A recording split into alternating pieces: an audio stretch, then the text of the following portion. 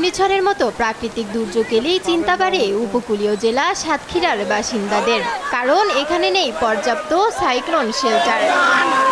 60-এর দশকের যে বেড়িবাঁধগুলো সেগুলো খুব ঝুঁকিপূর্ণ হয়ে গেছে। আশাশুনি এবং শ্যামনগরের ভেড়িবাঁধগুলো খুব লাজুক অবস্থা রয়েছে। বলাবাড়িয়া অঞ্চলের মানুষ চরম দুর্যোগে ক্ষতিগ্রস্ত হতে পারে। বেড়িবাঁধগুলো সংস্কার সহ প্রয়োজনীয় ব্যবস্থা গ্রহণ না করলে এই উপকূলীয় অঞ্চলের মানুষের দুর্ভোগের শেষ থাকবে না। ঘূর্ণিঝড় রেমালের বিষয়ে আবহাওয়া বিভাগ জানায়, বুধবার বঙ্গোপসাগরে একটি লঘুচাপ সৃষ্টি হতে পারে, পরে এটি শক্তিশালী হয়ে ঘূর্ণিঝড় রেমালে রূপ নিতে পারে। আগামী 22 তারিখে এটা যখন ফর্ম করবে লঘুচাপটা, তখনই আসলে আমরা বলতে পারবো যে এটা আসলে ঘূর্ণিঝড় রূপ নিচ্ছে কিনা, বা এটা কোন দিকে যাবে, এটা ডিরেকশন কোন দিকে যাবে, অথবা এটার শক্তিশালী বা শক্তিমত্তা কেমন থাকবে। দুর্যোগ মোকাবিলায় এরই মধ্যে প্রস্তুতি নিতে শুরু করেছে জেলা প্রশাসন। প্রস্তুত রাখা হয়েছে 400টি আশ্রয় কেন্দ্র।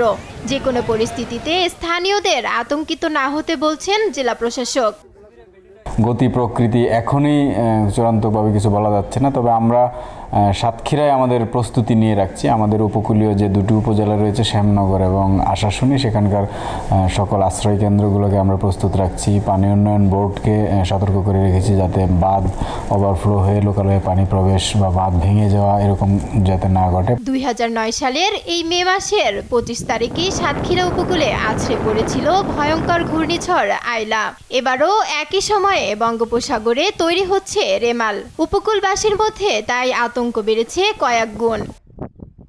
নিউজ ডেস্ক, দেশ টিভি।